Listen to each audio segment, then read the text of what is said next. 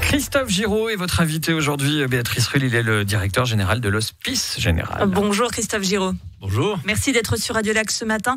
Avant de vous entendre spécifiquement sur la précarité qui augmente dans notre canton, un mot tout de même sur ce rapport confidentiel du service d'audit interne de l'État que s'est procuré les Monts Bleus, qui pointe des dysfonctionnements dans les rémunérations des directeurs généraux des établissements de droit public. Cela vous concerne puisque notamment il y a un cumul des frais de représentation et de déplacement octroyés sans base légale qui est critiqué par ce rapport. Votre réaction à cela ? Je n'ai pas grand-chose à dire. Moi, mon salaire n'a pas bougé depuis que j'ai pris la tête de l'Hospice Général il y a maintenant bientôt 9 ans.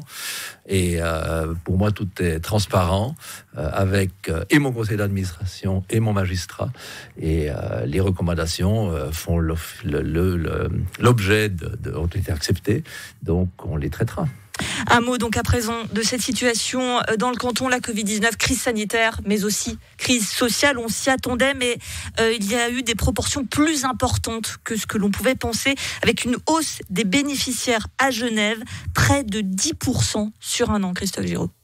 Près de 10% sur un an, c'est plus de 1300 dossiers, donc c'est bien plus que de personnes, c'est presque une fois et demie le nombre de personnes qui se sont adressées à l'Hospice Général durant l'année, qui de décembre 19-20 à décembre 20, personnes supplémentaires à l'aide sociale, dont une partie sont des indépendants d'ailleurs. Justement, quel est le profil de ces personnes exactement ? Alors, il y a les ayants droit de la loi sur l'insertion sociale individuelle, je dirais, qui répondent aux conditions de la loi. Et puis, il y a une bonne partie qui sont des petits indépendants. Pour beaucoup, des chauffeurs professionnels, chauffeurs de car, chauffeurs de taxi, Uber, etc. Et puis, également, des travailleurs et des travailleuses du sexe, avant qu'ils puissent reprendre leur travail, des petits restaurateurs, des personnes comme ça. Alors, on le sait... Il y a beaucoup de secteurs qui sont actuellement sous perfusion avec les rachetés, des rachetés qui ne seront pas éternels. Est-ce qu'il faut craindre une explosion des inscriptions à l'aide sociale cette année, voire en début d'année prochaine ? C'est très nettement notre crainte, évidemment. Les RHT liés au Covid devraient prendre fin le 31 mars, sauf si elles sont prolongées. Et si le 31 mars, l'activité économique ne reprend pas, on peut craindre qu'un certain nombre de patrons, de petites entreprises qui ont déjà de la peine à survivre en temps de Covid, en auront encore plus plus la situation se prolonge, et que donc licenciement il y aura, et que certaines de ces personnes viennent directement chez nous. Vous avez déjà pris des mesures pour vous adapter à une potentielle augmentation de ces bénéficiaires ? Alors les mesures, c'est-à-dire nous sommes ouverts, puisque nous sommes un service primordial à la population, mais les mesures, ça voudra dire que s'il y a beaucoup de monde, il nous faudra des renforts. Alors justement, est-ce que vous demandez au Conseil d'État un rajout de crédit ? Vous allez sans doute avoir besoin de plus de personnes pour traiter efficacement ces cas. Alors nous sommes en train de faire ce plan, ce qu'on appelle un plan de contingence, pour pouvoir commencer des discussions le cas échéant. Vous auriez besoin de combien en plus ? Je ne sais pas si c'est chiffré d'ailleurs. Non, parce que c'est extrêmement difficile de savoir combien de personnes il y aura en plus à l'aide sociale. Donc c'est un peu difficile de savoir combien de personnes en plus il faudra. Mais c'est ce que nous essayons de, deviner, parce qu'on en est malheureusement un peu au jeu pas des devinettes, mais en tout cas des estimations qui valent ce qu'elles valent. Alain Boll, le directeur du CSP Genève, déclarait en fin d'année que la situation pour certaines personnes était à la limite de la crise humanitaire. Est-ce que vous partagez ce constat ? On l'a vu cet été et puis cet automne avec les queues qui venaient chercher des cartons de nourriture au Vernet, et puis par la suite ailleurs dans le canton. Effectivement, il y a des personnes qui sont à la limite de la crise humanitaire dans ce canton, c'est vrai. Alors, on l'a dit, il y a une situation à Genève qui est très tendue, qui inquiète.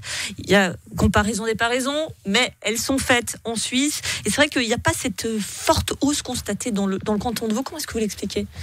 Alors, une première raison, c'est les statistiques, tout simplement. On sait que chaque canton a sa manière de compter, sa manière de faire des statistiques. Et à Genève, par exemple, je le mentionnais tout à l'heure, dans les 10% d'augmentation d'aide sociale en 2020, nous comptons les indépendants pour lesquels le Conseil d'État a autorisé de l'aide sociale à répétition, mois sur mois, s'ils répondent à certaines conditions. Ce qui n'est pas le cas dans d'autres cantons, et donc ils ne sont pas comptés. Donc déjà ça fait une différence.